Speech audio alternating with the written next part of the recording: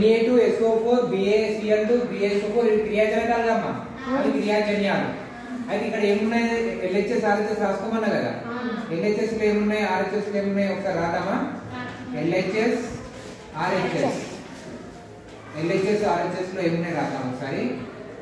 ఏమున్నాయి పండి పరమాణులు NaSO oxygen ఉంది Ba ఉంది Cl ఉంది అవతల కూడా అవే ఉన్నాయి చూడండి ఒకసారి అవే ఉన్నాయి సార్ అవే ఉన్నాయి కదా ఏమన్నా మార్పు ఉందా మార్పు ఏం లేదు కదా రైట్ ఎన్ని ఉన్నాయి బేటా ఇప్పుడు ఎడమ వైపు LHS సైడ్ 2 కుడివైపు ఎన్ని ఉన్నాయి ఎన్ని ఒకటే సల్ఫర్ ఎన్ని ఉన్నాయి ఇది కింద చూసుకోవాలి 1 రైట్ సైడ్ ఎన్ని ఉన్నాయి ఒకటే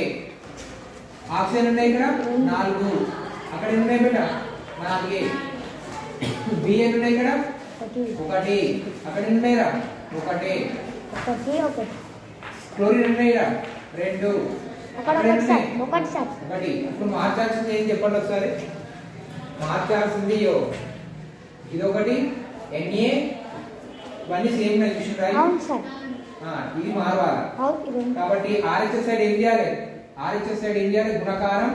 2 దేనికి పెట్టాలి NaCl కు గుణకారం 2 పెట్టాలి అంటే ఇక్కడ ముంగట 2 రాయాలి అంతే ఓకే అయిపోయిందా తుల్యం అయిపోయిందా చూడండి అన్ని సమానం అయిపోతాయి అన్ని సమానమైనయా ఇది తుల్యం చేయడం రసాయన సమీకరణాన్ని తుల్యం చేయడం ఎలాగనేది ఈ విధంగా మనం చూసుకోవాలి ఓకేనా